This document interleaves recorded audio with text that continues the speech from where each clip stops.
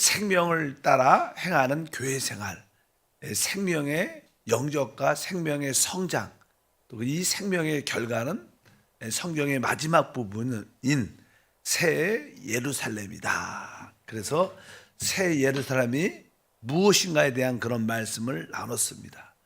사실 새 예루살렘은 하나님과 변화된 사람의 연합체다, 이렇게 표현할 수 있습니다. 그래서 이 새 예루살렘 성은 바로 생명의 성이다. 오직 생명으로 충만한 성인데, 바로 하나님 보좌로부터 생명수강이 흘러나와, 그리고 생명나무, 또 생명의 열매에 대한 그런 말씀들이 쭉 기록되어 있어서 생명을 최고도로 누리는, 그러한 영생을 누리는 축복의 하나님의 완결된 모습이다 말씀드릴 수 있고요. 사실 이 생명의 성일 뿐만 아니라 이것은 하나님과 어린 양의 보좌의 권위의 모든 아래에 있는 축복된 성이라고 말씀드릴 수 있고, 근데 생명의 열매가 가득한 곳이다 이렇게 말씀드렸고, 하나님의 영광의 빛이 비치는 영광의 성이다. 이 우주에 해와 달과 별들은 있을 거지만 그런 해와 달과 별들의 빛이 필요 없는데, 왜? 하나님의 영광이 비치기 때문에 이렇게 표현을 합니다. 그리고 나서 이제 이 새 예루살렘 성은 이제 문이 12개지, 12개. 동서남북에 바로 한 쪽에 3개씩 문이 있어갖고 어디서 어떤 곳에 들어가서 그곳을 들어올 수 있는데, 막상 그 새 예루살렘 성에 들어가면 길이 하나입니다. 어디서 들어오든지 어떤 나라, 어떤 민족, 어떤 기질을 갖고 있든 어떤 사람이든 간에 그 성에 들어오면 결국 한 길을 걷게 됩니다. 예를 들어서 그냥 계시록 21장 21절에 보니까 그 12문은 12진주니 각 문마다 한 개의 진주로 되어 있고 성의 길은 맑은 유리 같은 정금이라 이더라, 이렇게 말씀을 합니다. 여기에는 이제 12문이 있을지라도 그 문에 들어오는 순간 거기에는 오직 한 길이 있고 한 강이 있고 한 나무가 있고 한 보좌가 있고 거기에 한 본성인 금으로만 돼 있다. 그래서 이 모든 것이 하나로 귀결됩니다.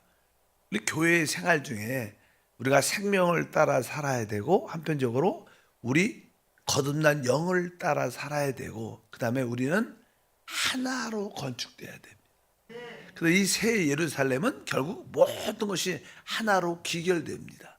그래서 이 하나 안에 있는 것이 참 중요한 것이고, 이 하나는 다른 뜻이 아니죠. 이 하나 안에 있을 때 우리는 참된 축복을 누린다. 이 새 예루살렘에는 어떠한 축복이 있을까? 생명의 축복이 있지만, 쉽게 말하면 창조하신 아버지의 축복을 누립니다. 모두 하나님의 창조를 누리고, 두 번째는 그리스도의 구속을 누리고, 성령의 거듭남과 변화시키심을 누리는 이 세 가지 삼중 축복이 있어요. 아버지의 창조의 축복, 구속의 축복, 변화시키는 성령의 축복, 이 하나됨 안에 있을 때 우리가 이러한 축복을 누릴 수 있다고 말씀을 드릴 수 있습니다. 결국 이 새 예루살렘은 우리가 결국 변화된 사람의 연합체다, 이렇게 말을 많이 하죠. 우리는 사실 흙으로 만들어졌습니다. 결국 이 흙이 결국 많은 고난과 환난과 역경을 통해서 우리가 참된 보석으로, 그래서 이 새 예루살렘은 금과 보석, 진주로 되어 있습니다. 아주 금은 순수한 신성, 변치 않는 것을 믿음을 의미하고, 바로 이 보석은 다른 것이 아니라 바로 고학과 고온으로 이렇게 과정을 겪어서 만들어진 변화의 역사를 의미한다. 그렇기 때문에 우리는 흙으로 만들었지만 결국 우리가 보석같이 변화돼서 결국 우리는 수정같이 정금 같은 그런 모습으로, 아주 우리는 불투명했죠. 우리 속은 이렇게 가려져 있고 덮여져 있고, 그런데 이제 우리가 안팎이 다 투명한, 사실 교회 안에서 참된 사람들은 투명한 사람들이죠. 겉과 속이 대부분 사람들이 다릅니다. 그런데 이제 우리가 환난을 통해서 변화를 통해서 우리는 바로 맑은 수정 같은 그렇게 변화된 참된 모습을 우리 모두가 갖게 될 것을 믿습니다. 그럴 때 우리는 결국 하나님을 표현하게 되죠. 하나님을 표현해. 그러니까 이게 새 예루살렘 하나님 보좌를 보게 되면 거기에 색깔이 벽옥이라고 그래요. 벽옥. 벽옥이라는 것은 바로 이러한 생명의 색깔, 녹색으로 짙은 녹색으로 충만한 색깔을 말합니다. 거기서 우리는 하나님이 생명의 하나님을 알 수 있습니다. 사도 요한이 계시록에서 하나님 보좌를 바라봤을 때 이렇게 표현합니다.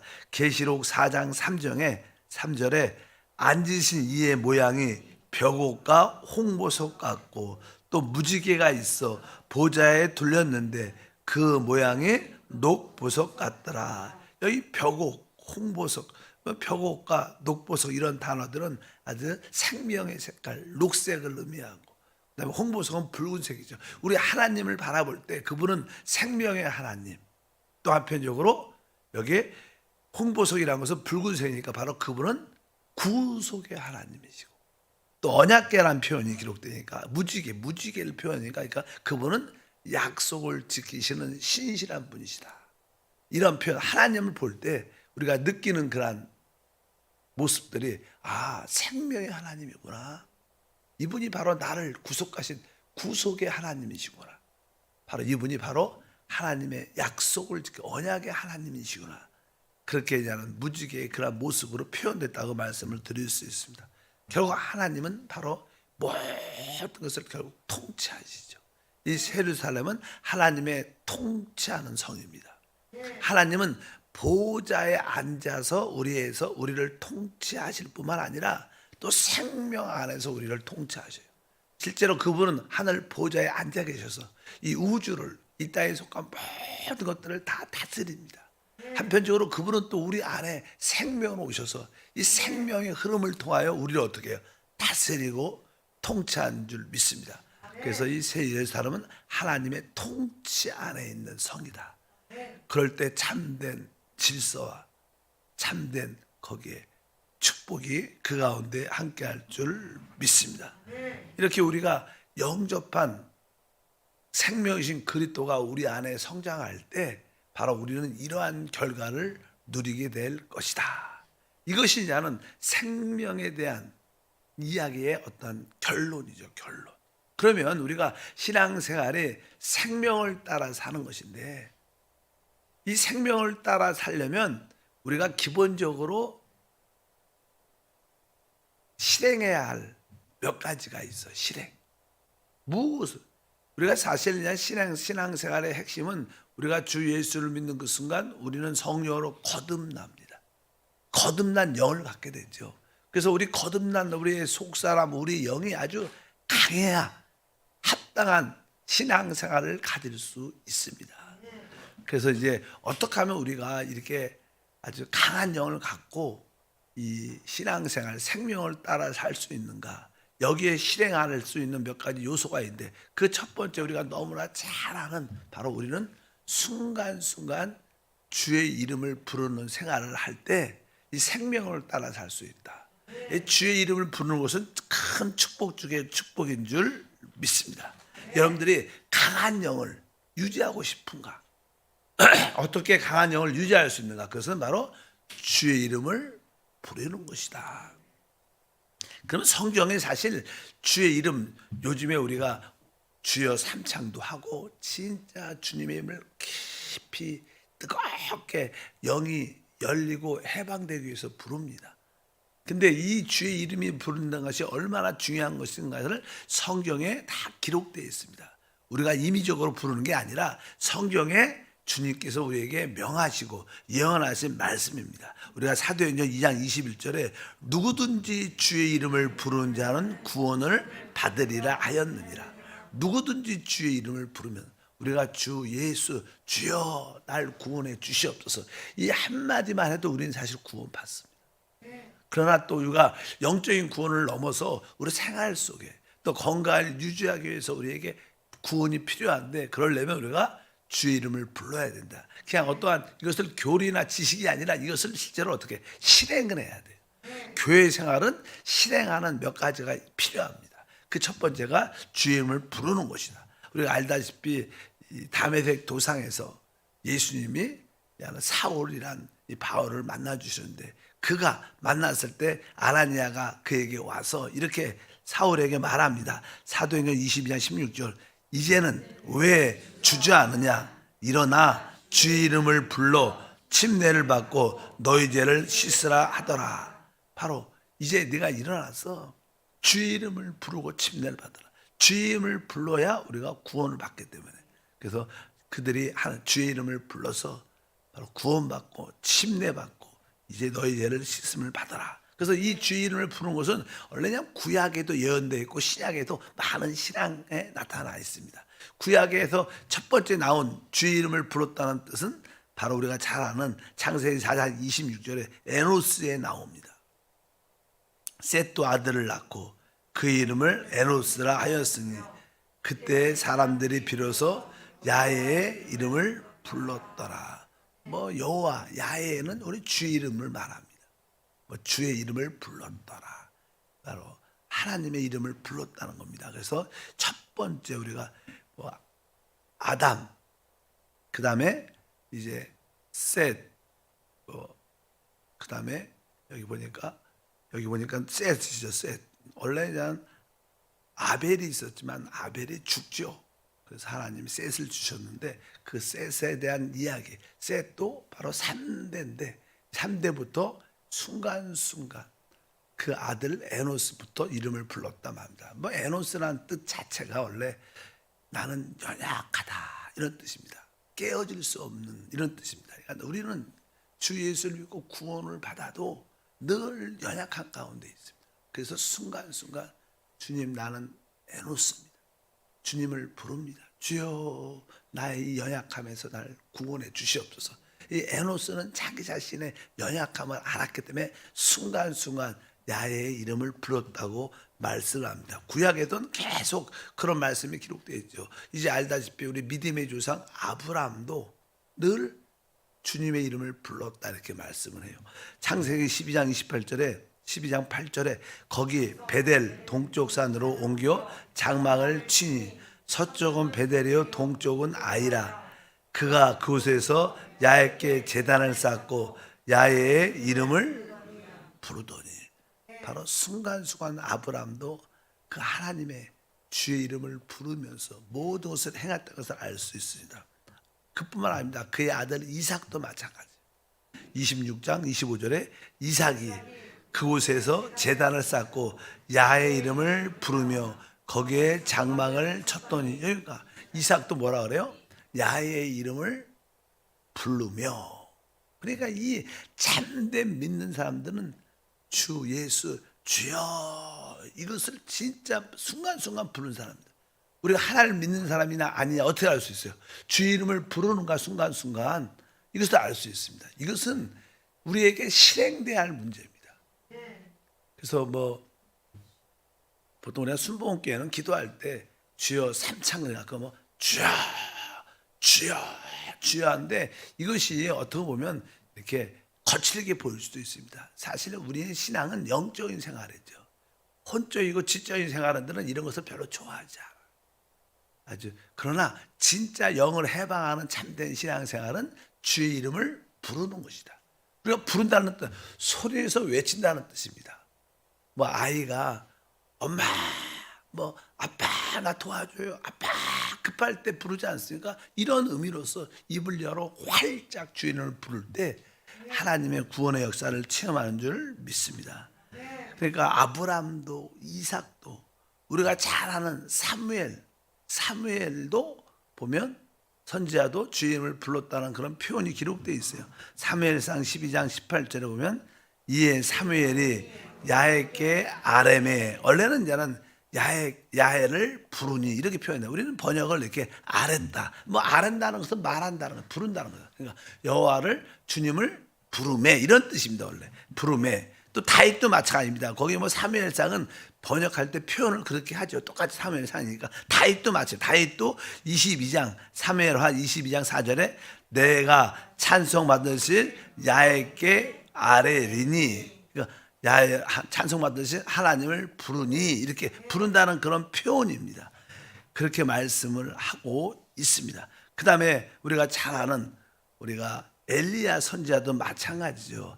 엘리야 선지자도 다 같이 한번 열왕기 상행 18장 보니까 너희는 너의 신의 이름을 부르라 나는 야훼의 이름을 부르르니, 이렇게 말했습니다. 뭐 엘리야 선지자가 나는 우리 하나님의 이름을 부르겠다, 주 예수 이름을 부르겠다, 야훼의 이름을 부르겠다고 표현하죠. 또 예레미야 선지자도 에가서 3장 55절에 야훼여 내가 심히 깊은 구덩이에서 주의 이름을 부르나이다. 그래서 여러분들이 기도할 때마다 주여, 그래서 이 주여 안에 모든 항목이 다 들어가 있어요. 나의 상함, 나의 기도 제목, 나의 아픔, 나의 문제, 이것을 다 함수시켜서 그분을 진짜로 주여 부를 때 바로 그 주님이 우리를 만나시고 또 우리 안에서 역사하시는 줄 믿습니다. 구약에 이런 말씀이 많이 기록되어 있죠. 우리가 구약의 뒷부분에 보면 선지서들이 많아요. 선지자들이 많은 주의 이름을 마지막 시대에 부르게 될 것이다, 이런 표현들이 많죠. 구약에 보면 우리 스바냐 선지자도 그렇게 스바냐 3장 9절에도 그때 내가 여러 백성들의 입술을 깨끗하게 하여 그들이 다 야훼의 이름을 부르며, 이렇게 말해요. 야훼의 이름을 부른다. 내가 그때 이 모든 하나님 백성들의 입술을 깨끗하여 야훼의 이름을 부른다. 우리가 주 예수를 부른다는 것은 우리 입술이 깨끗해진 결과예요. 우리는 다른 걸 말하죠. 세상 것을 말하고 모든 육신적인 것을 말하지만 진짜 우리 이름이 깨끗해질 때 우리는 오직 주의 이름을 부르게 되어 있다. 여기서 이제는 스바냐가 그렇게 말씀합니다. 백성의 입술을 깨끗이 하여 그들이 다 야훼의 이름을 부르며, 또 스가랴, 스바냐뿐만 아니라 스가랴 선지자도 13장 9절에 내가 그 3분의 1을 불 가운데 던져 은같이 연단하여 금같이 시험할 것이라 그들이 내 이름을 부르르니 내가 들을 것이며, 그들이 내 이름을 부르르니, 주의 이름을 부른다는 것은 진짜 중요한 항목입니다. 그래서 기도할 때 그냥 여러분들이 주여 이렇게 5분 정도 하나님 앞에 애통한 마음이 있을 때, 상한 마음이 있을 때는 더 5분 10분 정도 진짜 주님을 상한 마음으로 부르면 내 기쁜 곳이 열림으로 하나님의 생명의 역사 우리 모두가 누리게 될 줄 믿습니다. 보통 우리가 잘 아는 말세, 우리 하나님께서 우리 모든 만민에게 그 내 영을 부어주겠다, 요엘서의 선지자의 예언이죠. 말세 성령을 부어주겠다. 그 영을 받은 모든 자들이 꿈과 환상을 가지고, 이러한 말씀이 쭉 기록되어 있는데 요엘서에 대한 이야기가 기록되어 있어요. 요엘서에서 말세 주시는 성령의 그 모든 역사는 결국 주의 이름을 부르는 것과 연관되어 있어요.